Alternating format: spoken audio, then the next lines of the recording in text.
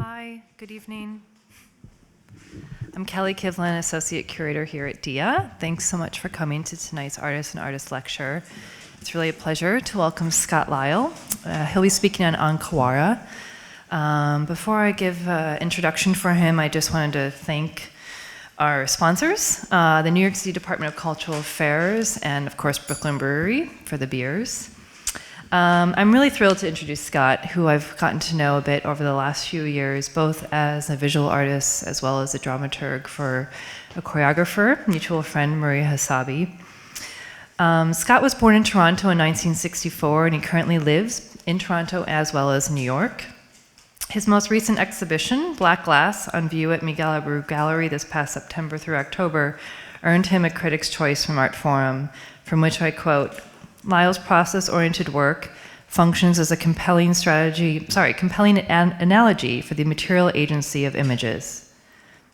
The collection comprising Black Glass includes 12 monochrome glass-paned works that are in conversation, I believe, with the seriality of Kawara, yet where time is a focus for him, light is of emphasis for Lyall. Other recent solo exhibitions have taken place at Susan Hobbs in Toronto in 2014 and Campoli Presti in London in 2014. And in 2012, he participated in Anti-Establishment at the CCS Bard Hessel Museum. His work is also included in Collected by Thea Westreich Wagner and Ethan Wagner, opening at the Whitney this Friday.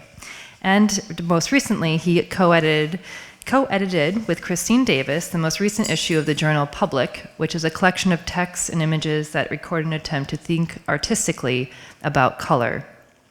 Thank you again, and please join me in welcoming Scott Lyall.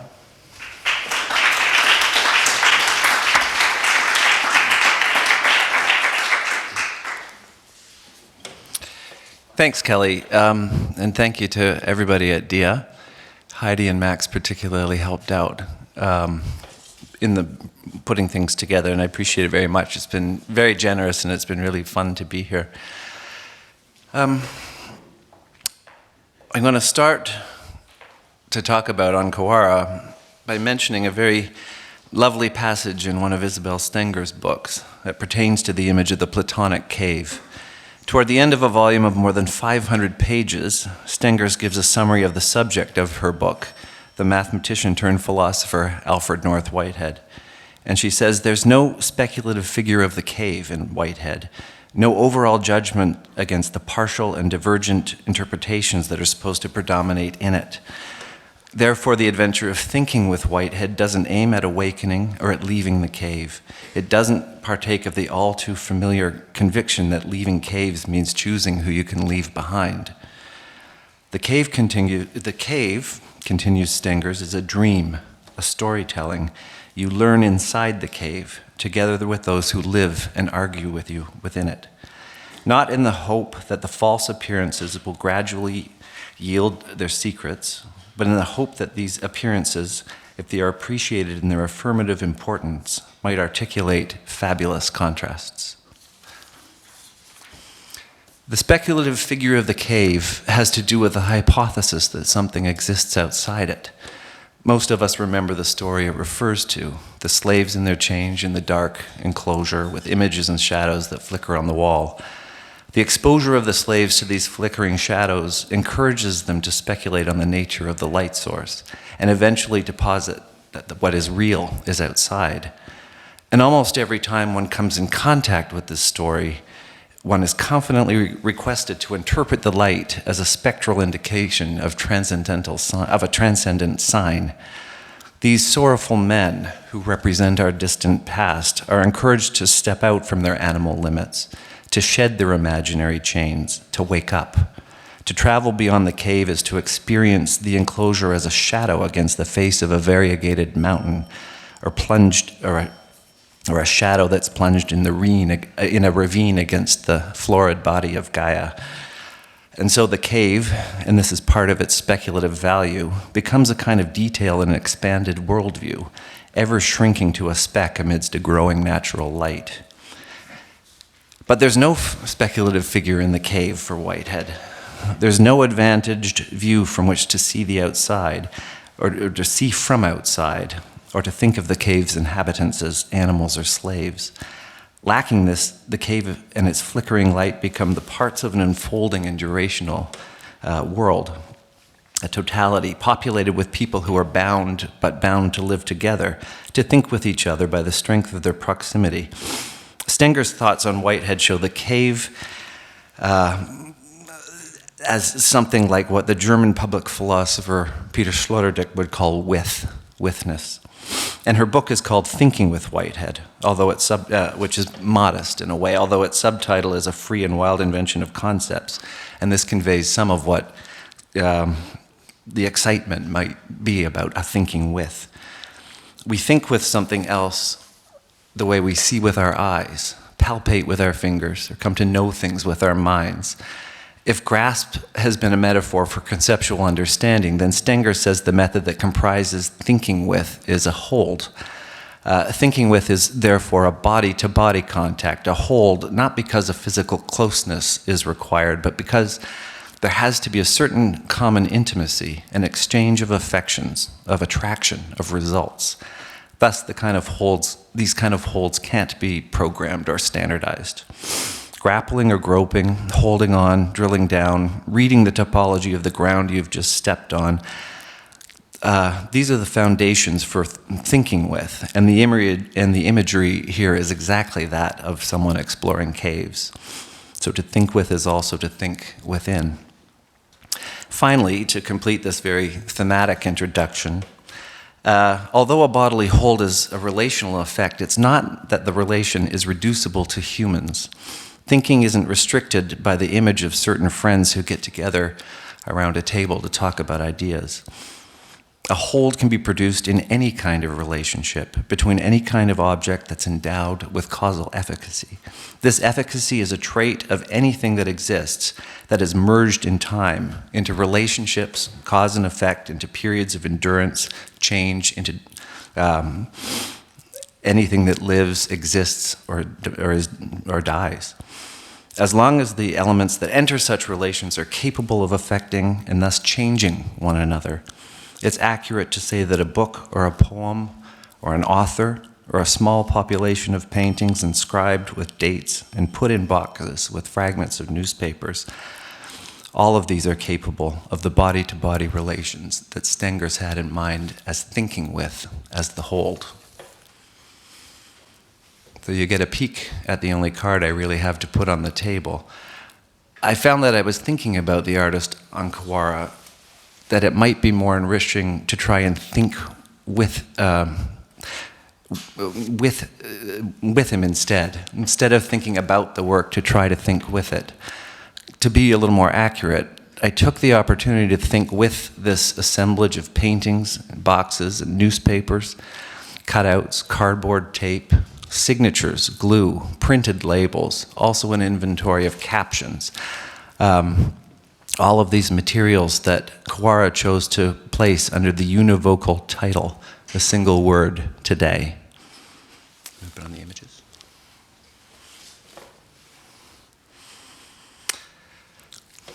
I decided to accompany the lecture with a set of images that were taken to document a single painting from the Today series. And I wanted to just let it play on the wall, kind of in the place where the images supposedly showed for the inhabitants of the cave. I decided along the way that I would like to show these black and white photographs of his paintings, of a painting being made across a sequence of intermittent but chain-linked time. There are many different examples of this kind of documentation, and none, as far as I know, are said to be part of his work. So they're meant to be expository, and they're strictly documentarian, apparently. They offer themselves to viewers as with the rhythm of a montage. I thought to let the images of the painting being made, and the date will reveal itself a little further in the talk, pass without the need of direct verbal commentary, leaving their appearance and disappearance to the program, the light from the projector, and the patch on the wall. We can see if this produces any accidental relations between the making of the paintings and the pathway of the talk. But then, recalling that the paintings were made on the date of their depiction, and that the time it took to make them was about 8 to 9 hours usually. And the fact that it always had to be finished before midnight on the date in question, or the painting was rejected and destroyed. We can think about the hour or so we spend together tonight as a compression of the process on an 8-to-1 ratio. Remember that compressions are very conceptually similar to the mutual enfolding and sort of spatial decretion of a hold. The point, however, is also that any thinking with Kawara or with today can only be conveyed across a similar compression with many important links in the chain left out. So I've been lucky to spend some time with some of the parts of today. And just to state a point of order, the word today is what I'll use to speak of any part of the work without privileging the painting. It's tempting to think of the work as a painting-centered project and to reduce the other parts to supplements or derivatives. But I've come to feel pretty sure of Kawara's univocal register, which means that one should speak of every element of the work in the same way and with an equivalent intensity of attention. This doesn't mean it's somehow incorrect to show the paintings in the absence of the boxes with their or the labels or with the newspapers. It just means that separating the parts of today is also one of the possibilities, one of the parts of the work. I've been able to focus closely on the colors of different surfaces, the very subtle relief of the Liquitex lettering. It sometimes looks a bit like it was masked with an X-Acto knife. I looked at how the cardboard boxes were constructed, one sheet for the body and another for the lid. I saw the range of neutrals that aging cardboard brings about. I saw the artist's signature on the backside of the paintings, usually centered, but in a variety of slightly different writing styles. Almost all of the boxes hold a fragment from a newspaper. A couple don't, and that is partly a mystery. The papers are cut to fit the box, and that means that the stories are sometimes cropped and interferes with the idea that you're really supposed to read the paper or necessarily pick out a detail as though it itself is expository of its sort of meaning or of its being there from the day. The papers, also yellow and faded because of aging, retain the familiar repetitions and variations that impart their graphic stamp upon the passage of the news each day. I noticed that each news page shows a section of its banner, mostly including a word mark, the city, and the date, and that in every case the banner is cut across the top edge in such a way as to establish an abstract horizon. It's actually a little similar to the horizon in all of these works. The image of the various publishing institutions, therefore, lies beyond the horizon of what they chose to report each day. The collection here at DIA contains 36 Today works, along with a calendar that chronicles their making. Each declares a date from the 35 consecutive years from the 1966 inauguration of the project to 2000, and there are 2 works that represent a single day, both in a mink brown color, arranged vertically on the wall. Otherwise, the paintings are horizontally distributed, and the boxes in the newspaper are not currently shown. Let's have a little sip of water.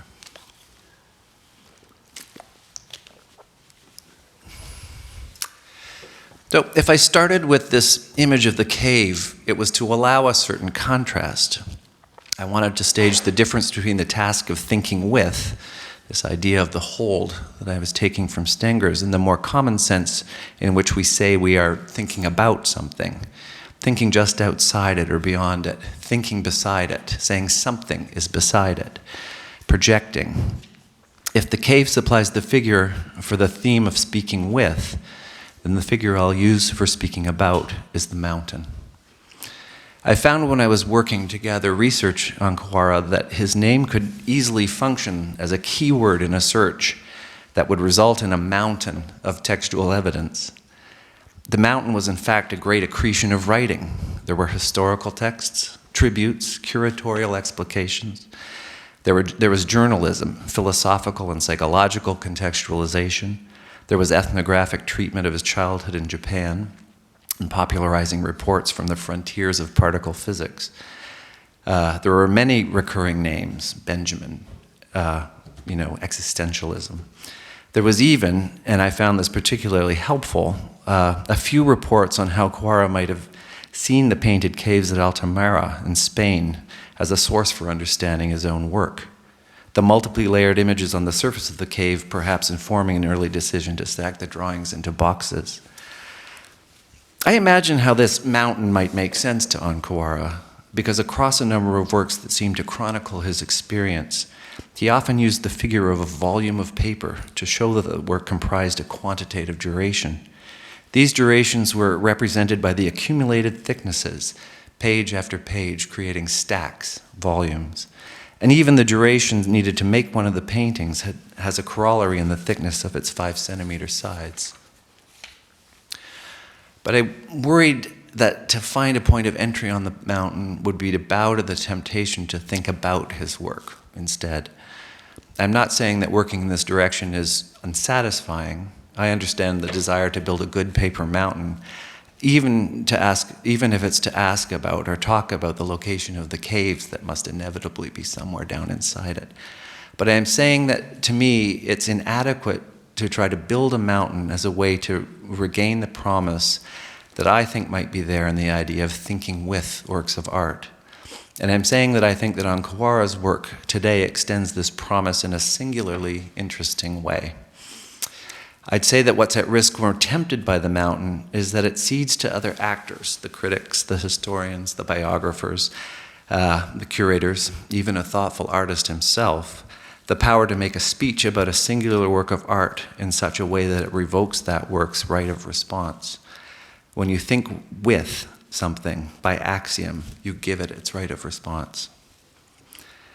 Lucy Lepard once wrote that Kawara didn't consider that his work was necessarily to be referred to as art, that he embraces such an ambiguity in the nature of his product should not though tempt anybody to take away the right of response. Kawara's own response, again, according to Lucy Lepard, was quite typical and laconic. He said he collected dates. I paraphrased that because I had the quote and kind of dropped it somewhere on the side of the mountain. Either way, I'd affirm that I don't find the expression collecting dates is best appreciated as art or otherwise if it's referred to as a project about time. I'll try to be precise. The dates on the paintings and the banners on the journals are data, or the time someone wakes up, or the time they read or meet. These are data. Data are givens. Data, données, is similar etymologically. And they are givens so we can organize and produce information. So are the longitude and latitude pairs that appear in an early work and describe a point in the far-off Sahara, a point where probably nobody ever goes, where knowledge comes only from the itineracy of man, and the point, ever fails to sort of cling to the sand that passes across it in the wind and sort of perpetual line of flight. The meridians, time zones, numbers on a watch, all the travel itineraries of an international artist, all of these materials, as they recur in Kawara's work, without a single word of self-reflective critique about using them, are evidently common, very accessible elements that could be used to build a list entitled Signs of the Time. Kawara followed a democratic imperative in this way, using clearly marked relationships and words that any child could understand. And because of the way the signs are used to abstract or meter or to standardize, it's accurate to say that they're about time, most especially in the historical or social technological sense. They signify, they stand for the occasion of time, the organization of time, according to the epoch of techniques that invented it, imposed it, and gradually deployed it globally. As signs, they offer themselves as both schema and as medium. As standard modes of measure, they form a common language, like Esperanto, but a language that's foreign to every one of us. But the time to be considered in my appraisal of Kawara isn't exhausted by its relationship to these highly structured signs. Kawara offers nothing if we complain of wasting time. You either want to spend some time thinking with today or you don't. Neither does his work support the theme of gaining time, of borrowing it or stealing it, or really, really even losing it. Perhaps there's a sense, in a Proustian kind of way, where the totality of the work supports a notion of regained time. But this would be an ironic sense, and one that would benefit or befall and is bequeathed to the reader of the work, or in Kawara's case, to those who choose to think within his work. And so the question to pose beyond the dates and other data is, what could be the register of time for this artist? What could be the character of the time he calls today? What could be the stuff? What could matter for this time? This is a way to ask, what does he mean by an event? And what, it has to follow like a bit of a broken record, are such events within the time when you are thinking with Kawara? I propose to find the thinking of events in On Kawara by making a brief dilation to the largest possible scale. This isn't to try to scale a mountain, but to suggest that the largest possible scale, the encompassing of the universe, is distributed a little bit like our image of the cave. And the cave that matters most if you are thinking with On Kawara is already a kind of universe that everything has to share. Among the strange discoveries of 20th century science is that our cosmological whole, the universe, has a history. Everything in the universe takes part in this history, relating and interacting according to the patterns and disruptions that endow everything with its own history. For some cosmologists, an example is Lyall, this means that there's only one thinkable universe, that it's singular in the sense of being unique and alone, and not in any other more specifically philosophical way. In other words, it's not that there are multiple universes, each guarding secret dimensions of the truth about particles that we in our own world can't understand.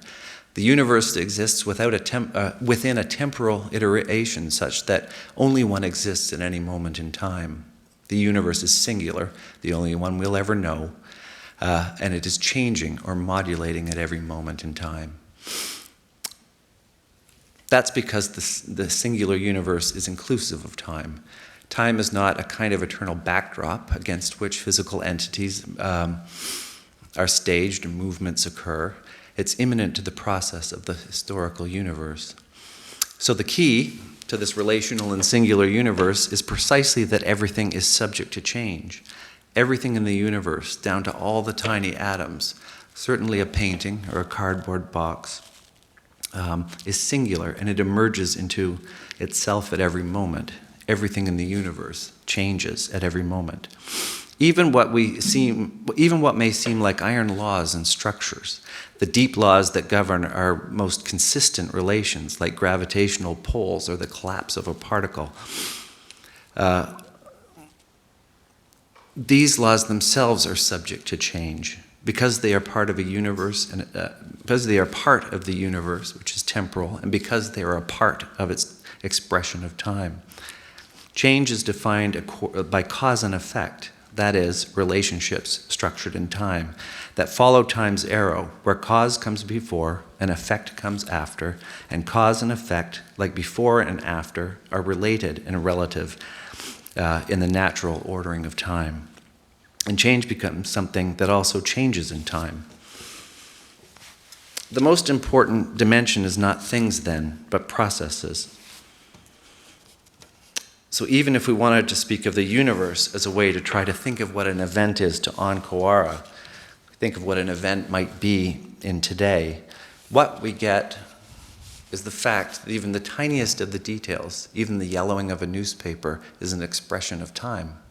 In short, like the process I described as thinking with, or the Altamira cave and its immemorial paintings, or a person who would naturalize his relationship to time by giving his age by appearances of daylight day by day.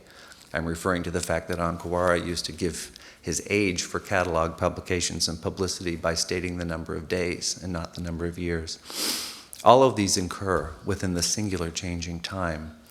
All of them are events in this important processual way.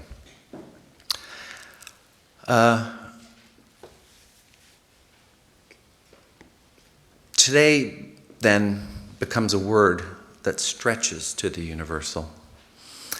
And our dilation at the level of the universe, this all, can be seen to have been set up precisely to contract to the minutiae, to get down to the holds in the work. If everything in the universe is subject to change, then this is true of every part of Kawara's work too. Every relation gathered together under the banner of today, every color, every newspaper article. And if, according to Einstein, the greatest problem of capture for contemporary physics is how human beings are constrained to perceive time, then what we have to grapple and take hold of in these details, paintings, boxes, yellowing paper, is exactly this relation of time as experience to the temporal understanding of everything in the world.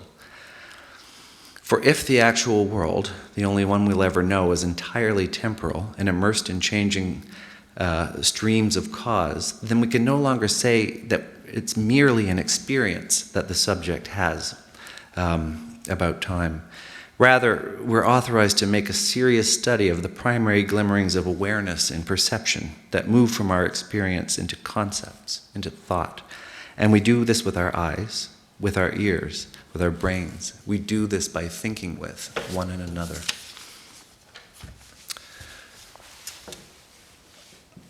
So, according to our proposed understanding of events, where anything, the cave, the mountain, the texts, today, the painting, cardboard boxes, newspapers, everything is eventful at the moment of its existence.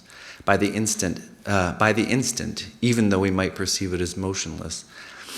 The ink on the newsprint is happening in the present. The paintings are happening now. I saw them. And it is changing, and the scope of the relationships are changing, so that today would be the name for a complex society of relationships that exist in a present moment defined by changing modes of change. A physicist might say there's a dance of tiny electrons. An archivist will notice how the pages of the newspaper or the tape are falling apart and turning yellow. Duchamp might wish to speak of the infra-thin dimension of the scent rising up at the moment one opens one of the boxes. Kawara, if he said anything about it, would probably keep it simple. He'd say, I went, I met, I painted a date today, I woke up. I went, I read, I woke up. This I that appears across the surface of the work is the only name we have for the inhabitant of today. It is at once the most specific and general of identities, but each I pertains to a different instance of activity, and thus a different change and different passages of time. The I is not a substance that holds the different moments together in a virtuosic performance of cognitive synthesis. It's an alterable and itinerant form of plasticity that endures at every moment in the constantly changing world. Today is thus a word for many events in which this I, this plastic self, is being modified, produced, and entertained, and synthesized in the present as a discrete working unit at the level of anticipation, emotion, and satisfaction. The now of the moments that correspond to the I is less a date than a feeling, a felt satisfaction. And satisfaction means that the I is here, that the I endures. It's a stubborn matter of fact. I'm reminded of what is central to Whitehead's thinking about events, a kind of satisfaction in holds that he calls apprehension. Prehension means taking hold of and accounting for what occurs in awareness as it happens moment by moment, even before conscious thought. Prehensive events are everywhere in what is actually here, actually available in today. Prehension is a term that, I'll to just extemporize a little, is differentiable from the idea of perception. So entities with senses perceive each other, make choices and react in relationship to their perceptions, or build ideas or concepts in relationship to their perceptions. Prehension comes at a much deeper level and has to do with the way that different things in time actually affect one another, the sort of the vectors of how they come together and affect one another. And so it isn't only a case of things seeing each other, feeling or touching. It's also the emotional field, or the sort of the energetic field that happens between them and causes relationships to happen, causes the hold to occur and the width to occur. And because of that, it also causes change to occur. the entities that come together in a prehensive moment into a hold affect each other in particular ways, and then they're released from the hold to sort of go on and affect other things, be other things in different ways. Remembering that the universe was described as a emergent thing, something emergent in every moment as itself, so that there's this becoming, but it's very strobe light. It's always a new universe emerging at every moment. The prehensive moment is also like that for any entity. The entity becomes itself again and again, but then, as Whitehead says, it also perishes. It falls away in the instant of that becoming. It falls into the past and becomes part of the ground that the next prehensive event has to stand on, has to move forward on. This means that the occasion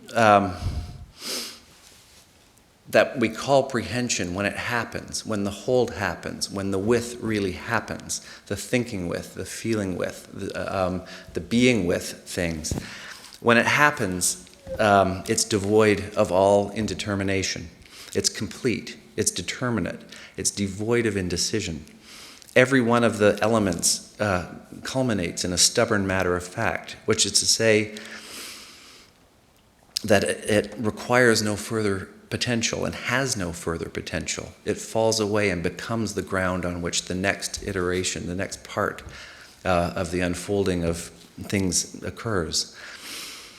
This is represented in a way by the photographs, I think. It's very easy to see them just in terms of photographic time, where they state that, they state the I was, the it was, what Barth called the noeme of the photograph, so the central concept of photography. But the box and the contents are collectively evental, because an event consists of the movement from potential, from indeterminacy, to an actually determined and complete assemblage or hold. And so I think it's what the photo sequence is showing. I think as the images pass, if you see them in the sequence, what we're watching is something completing itself, something that is getting to a point where it can be released into the system, into the relationships with all of the other parts of today, and therefore into relationships with those of us who want to think with it and sort of see with our eyes the work, but also to write about it, of course. In the course of fully determining itself, an actual occasion, a box, a substance, so it does fall away. It perishes, and I think this is included in the work by the very important aspect, which is the kind of the drying of the boxes, the drying of the tape of the boxes and the yellowing of the newspaper.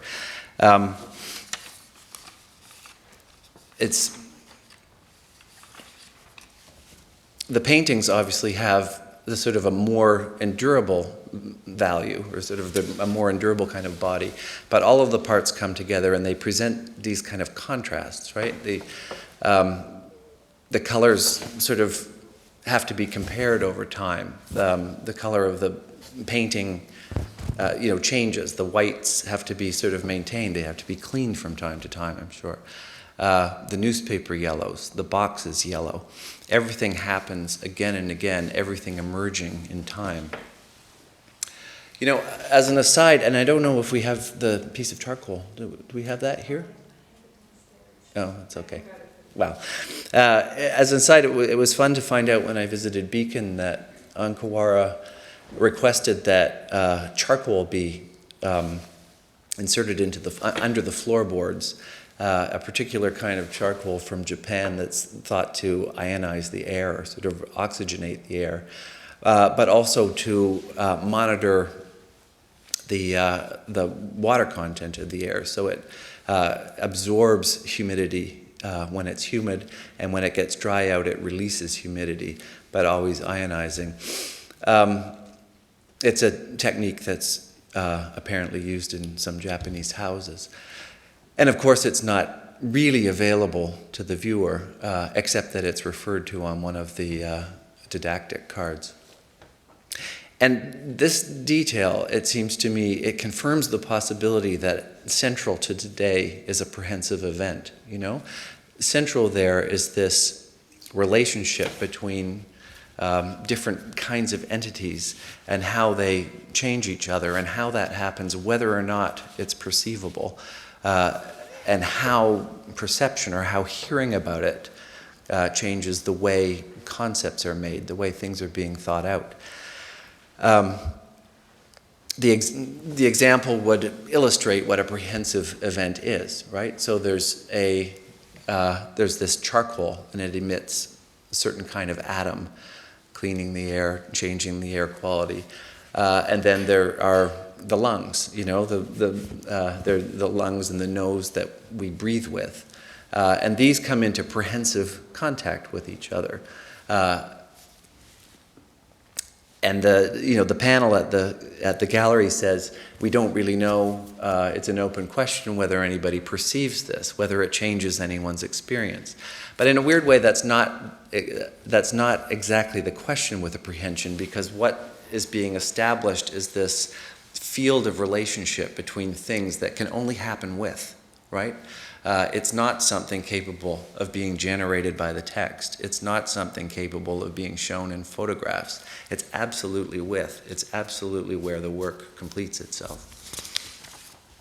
Where are we up to? Oh, we haven't even got the date yet.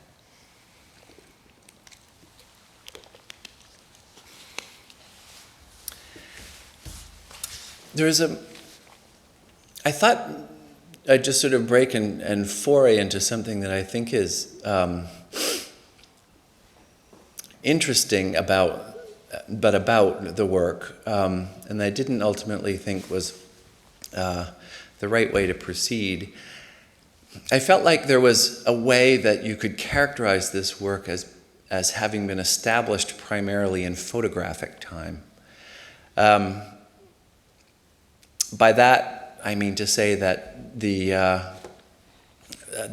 notion of photography, or the idea that is sometimes felt to be at its basis, I mentioned it already, the Barthian concept that it really was, that the thing in the photograph really once was, that not only the face that you see in the photograph, but the light refracting off the face really was. And therefore the photographer really was. The one that held the camera once really was. This seemed to link very easily to headings on some of Kawara's work. I woke up, I met, I read. The implication of I painted the painting that comes with the Today paintings. Even looking at some of the broader examples, I sort of thought, that the volumes that contain the 1 million years into the past and the 1 million years into the future, it seems like they're supposed to transcend time, or talk about a time that's both immemorial and unimaginable to scaled human beings living their daily lives. But in a way, it's the time of photography, because 1 million years ago, the light is being generated from stars that would only today be captured by a photograph. And 1 million years from now, the light will arrive that is uncapturable now in a photograph because it's so far away. So there's this feeling that photographic time is everywhere understood in Kawara's work. And I thought, well, that's also true of the Altamira caves, because they have this quality of having fallen into the negative and having been developed by being, so-called discovered and opened up and examined and made available to someone like Kawara to come and see them. The thing about photographic time, however, is that it has to shift the event out of the prehensive situation. Photographic time would be a technological time, and because of that, it would have to be understood as having arisen on some kind of historical transcendental horizon. So there's a Heideggerian moment that comes into it here. There's a sort of a worldview thing. There's a framing, he called it Gestalt. And photographic time would then also be related to the way technical epochs replace one another, and to the sort of shock that's introduced by this kind of replacement. The way, for instance, painting falls into obsolescence. the understanding of what a painter does, but also the economy of the painting, the professional practice the painters have, the craft practice, of course, but also the networks and the sort of the image systems it operates in. These start to fall away, and the painting is challenged. And the challenge, relates precisely to what becomes the monochrome over time, in establishing what remains of painting, what might be essential to it, what isn't affected by the turn in the technological gestalt, isn't affected by photographic time, becomes this tablet, right? This unit of color, this kind of pixelated square, which is called the monochrome. And so I thought, the monochrome is a basis for this work, and the monochrome is the surface on which the date is painted. A number of studies make this point and want to use it, and sort of want to use the fact that the monochrome is a painting at the end of painting, which is then deployed into broader relationship fields, right? The monochrome is that which holds static, sort of holds habitual the painting practice so that a higher level analysis can happen. But that's backing out, that's leaving the cave, that's sort of leaving the studio and going on to the mountain and looking back and getting a view of what painting can be. And I don't think it's what Kawara was doing. I think it's very important that he sat down at his desk and made a painting, according to the process we're looking at, and just kind of did that whenever he did. It wasn't every day. It was only some days, and there's no real rhythm to it. There's no key that helps you understand what makes him make the decision that day. It happens a couple of times a day on certain occasions. He takes note of it on his sort of map of the whole project. It gets a red dot instead of the little yellow and black markings. But it feels like this kind of sitting down and being with painting and making a painting in its moment is very, very important. And in that sense, the painting is not participating in photographic time. It's not even a resistance to photographic time. It's just finding a way to make a painting and preserve this particular kind of hold, to make the painting with your hands, with your eyes, with your mind.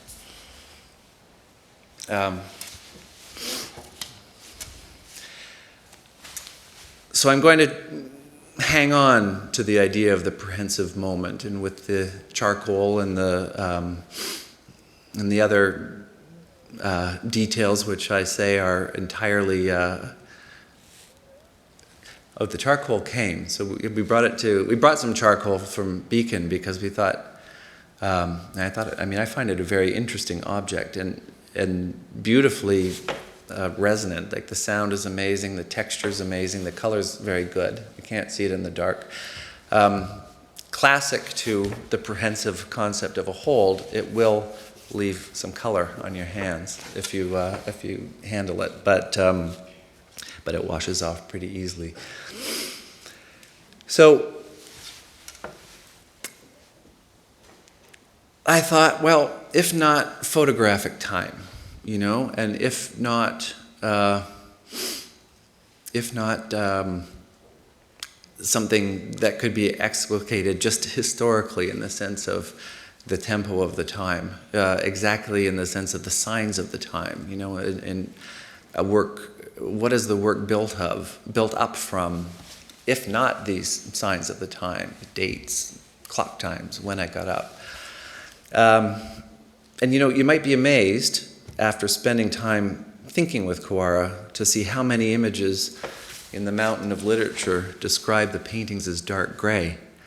I think of this as a symptom of photographic time because none of the paintings really are describable that way. Most of them are dark, and certainly in the Dia collection, most of them are dark.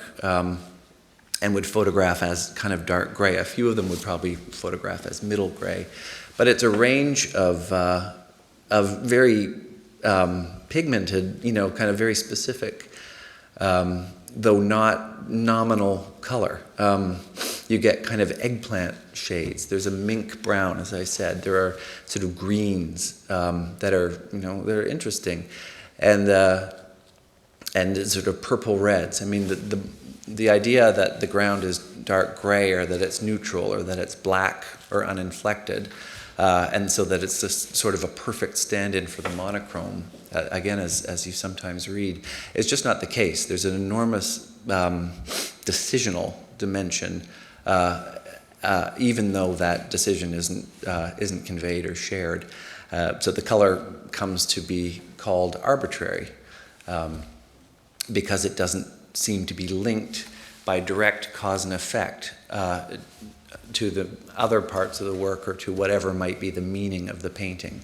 The color seems to come from somewhere else. It's not part of the cause and effect. So that brings to mind another, and sort of the last of the ideas I wanted to just throw on the table before maybe opening it up. And this is that a sort of a surprising notion that comes from Whitehead, that color can be called eternal. Whitehead calls color an eternal object. Let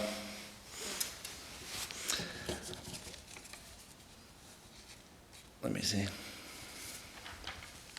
just going to get to where I'd like to be here.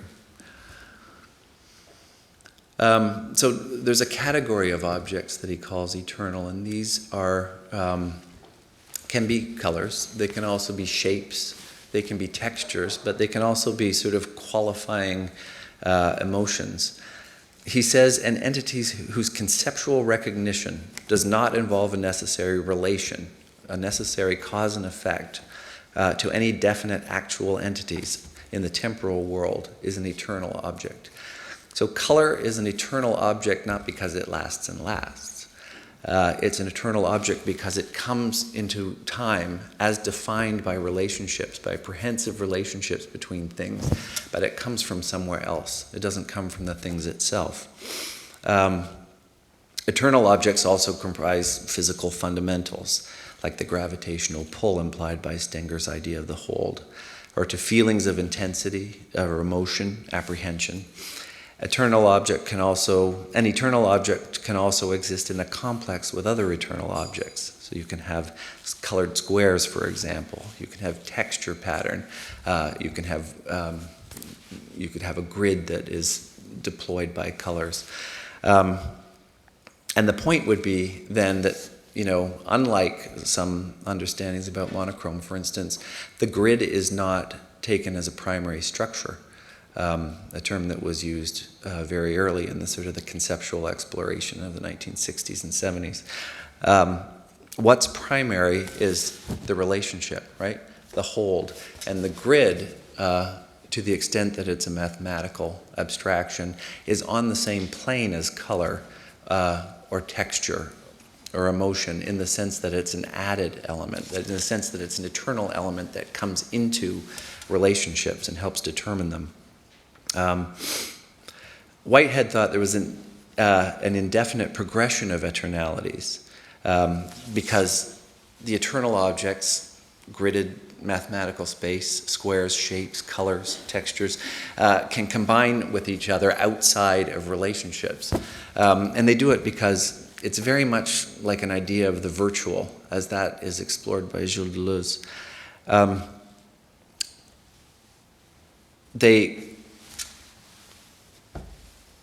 The idea or the sort of the image is of something coming into relationships from outside them. So once again, if we took the example where we open a box and look at one of the series in the Today works, when we open the box and take out the painting and see what's happened to the inside of the box and see how the yellow of the newspaper has changed, see whether the tape is holding at the corners.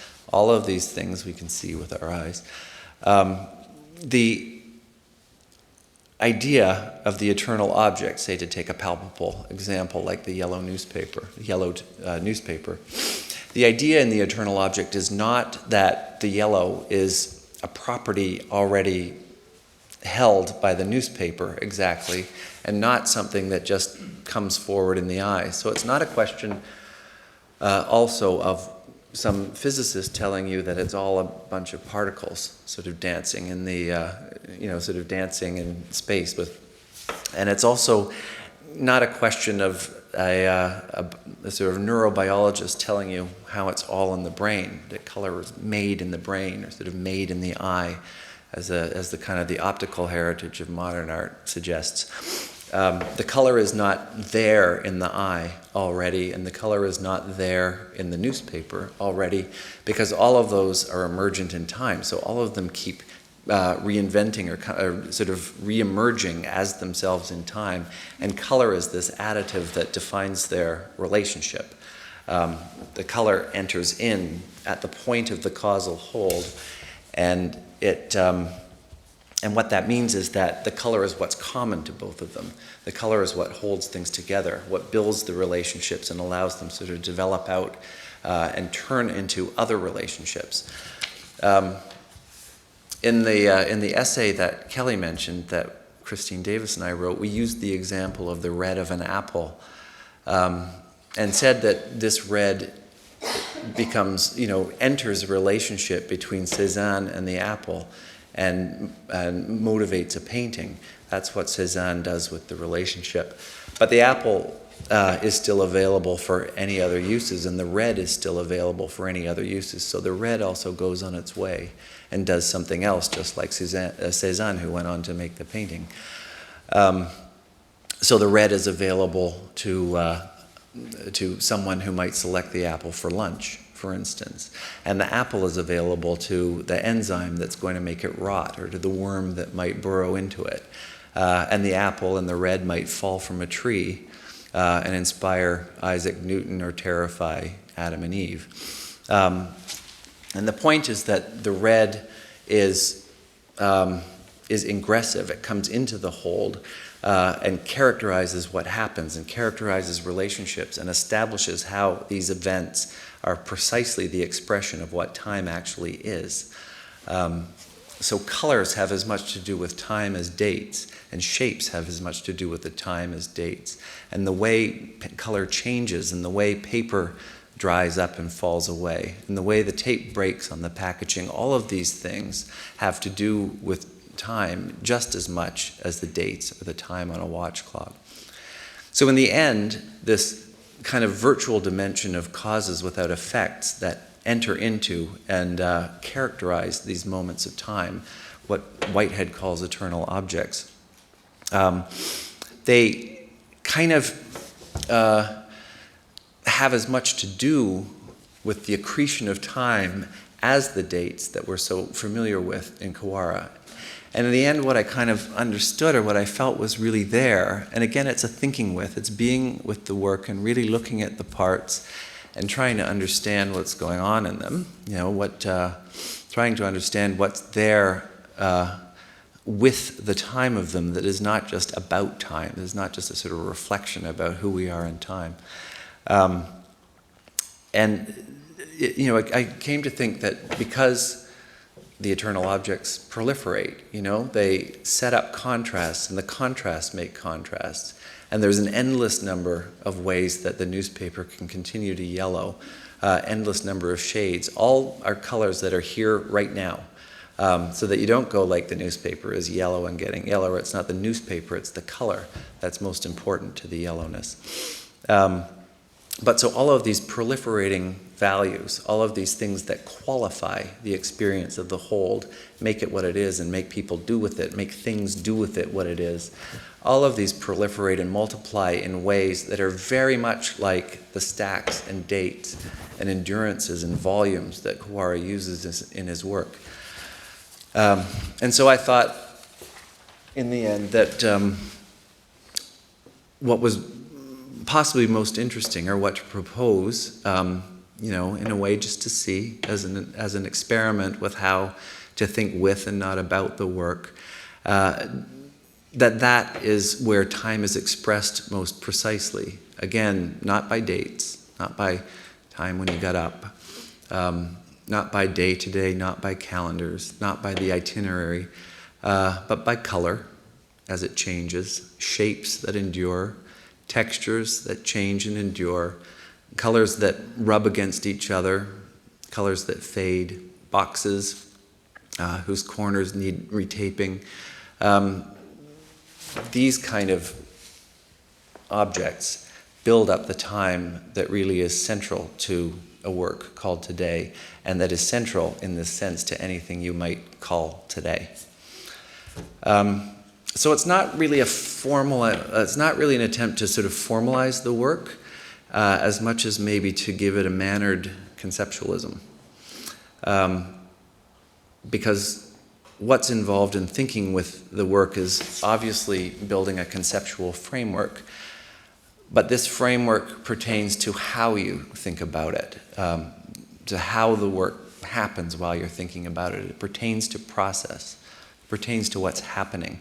And this means that the concepts that might emerge, if you want to talk about these Whitehead ideas like prehensive events, you have another idea of an event, if you want to talk about photographic time or eternal objects, that these concepts are really only tendencies or aims, that they're on a vector of becoming and they're not pre-given, which means unlike an unmannered type of conceptualism, there's no prefabrication of an idea that once established is instrumentalized or put into play to see how it works.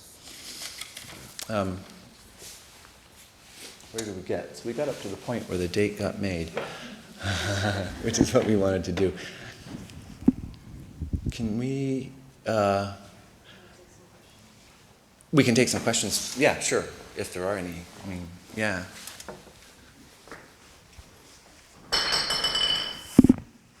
First of all, I just want to say thank you. Yeah.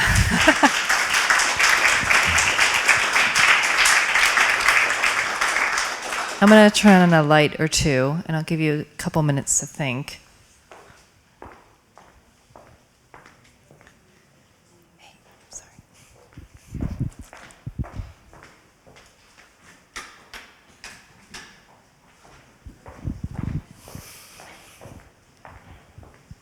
Does anybody have any questions? Oh, okay. Miguel.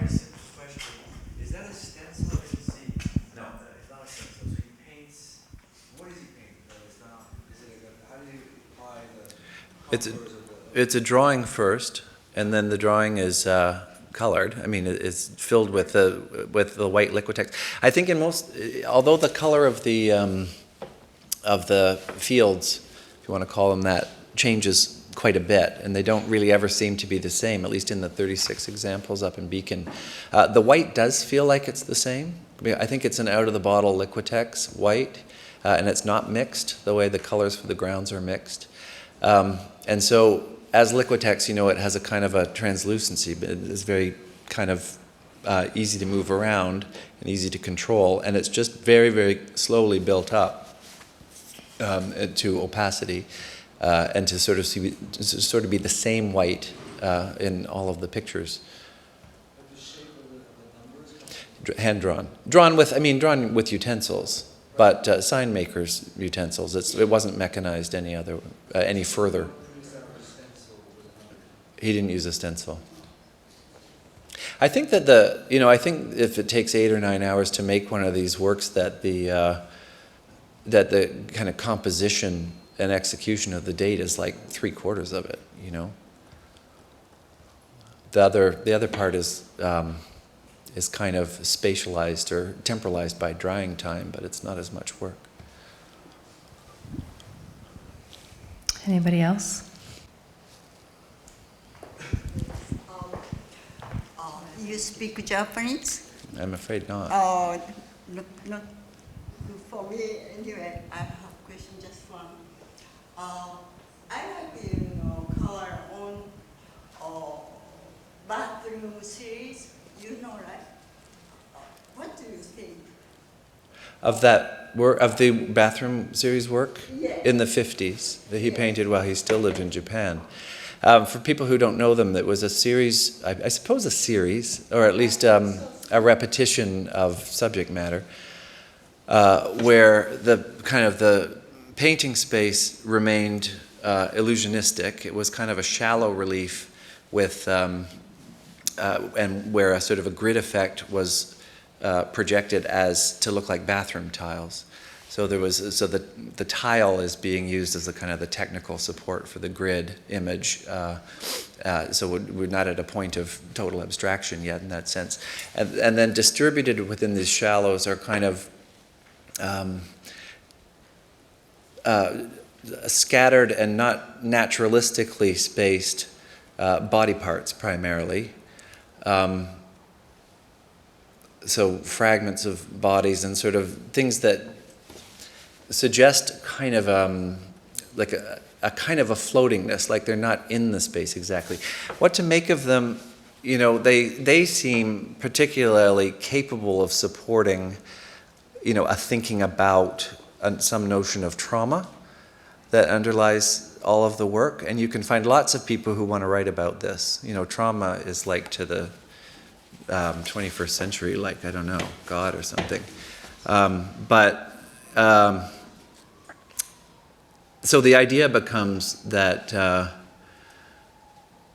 that possibly because of the bombings in Japan in the World War, Kawara was alive at the time, or possibly because of sort of a more general kind of existential malaise, that at the root of his work is this sort of traumatic kind of turning off, or that the sort of at the root of the abstraction is, you know, it makes the monochrome into kind of a screen, you know. But the thing about that, I mean, my take on that and why I wouldn't go in that direction is that I feel like as soon as you have a screen against trauma, you know, as soon as, and you're dealing with obviously sort of psychological space, then you're talking about repression. And as soon as you're talking about repression, you're bound to come up with how it's going to be sublimated, you know? And then that lets people go, wow, about time, you know? It's time, it goes on forever. And this is sort of a, you know, a hope that what's expressed in the work, or a claim by some people that's what's expressed is, you know, a sort of a dizziness, like a sort of something that if you think about it and think about all the parts should take you way up on top of the mountain, where you just think about the theory of everything, you know, or you just think the grand expanse, and we're the little tiny dots that we'll never understand, but we can have this sublime experience just in the vertiginous feeling that comes from thinking about that kind of stuff. And I don't think it's it, because I don't think we're supposed to go to the vertiginous. I think we're supposed to go right down onto the parts and really care about them. You know, that's what I meant by thinking with. So thanks for the question. Anybody else? Oh. Yeah, I'm just curious, in this, not to say that thinking with as a start or finish, but were there any previous assumptions about the work that were altered through the course of thinking with? Well, yeah, because when I first kind of chose this work, I think I was really on the page with everybody, you know, that you sort of, you know, for instance, I would have easily said, if I'd had like an hour to prepare the talk, you know, I'd have said, you know, well, the date on the painting is an index of the day when it's done, you know, because it's painted on the same day as the depiction, that's an index. So that would be a photographic term in a way, but also a term that invaded painting in the epoch when it's under photographic time, you know. And then but when I go and look at them, you know, I say the painting has lots of indexes, you know. There are signs that it was made by somebody. There are signs of how it's made, and you could even say it's a sign of some intention, you know, about why it's made, but it does not indicate that it was made on the day. It can't tell you that, you know. It can't prove that. So in a way, that's one of the things that changed, and that I was interested to sort of discipline about my idea about Kawara or whatever, is that and not to say like, I don't think he painted them on the same day, but because you don't need to go there. It doesn't even matter in a way, But to kind of understand that that you can't indicate that, and because you can't get it out of the painting, that piece of information is a caption. That's kind of the caption of all captions in his work. He painted it the same day, and so that caption also takes you sort of up onto the mountain, as I called it, and sort of into a sort of a thought abstraction from what's really there, and that changed for me.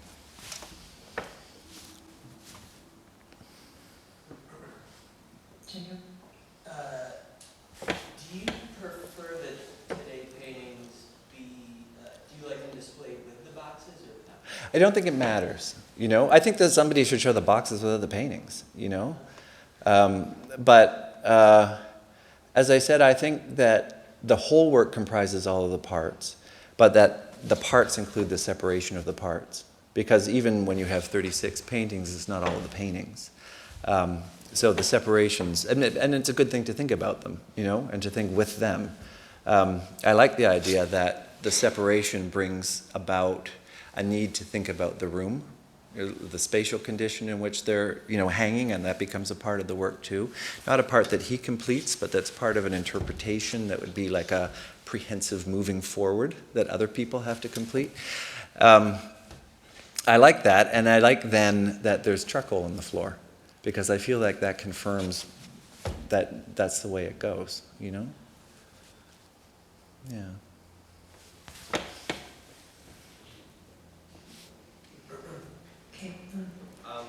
Just follow up what you were saying before. So he did finish them in one day?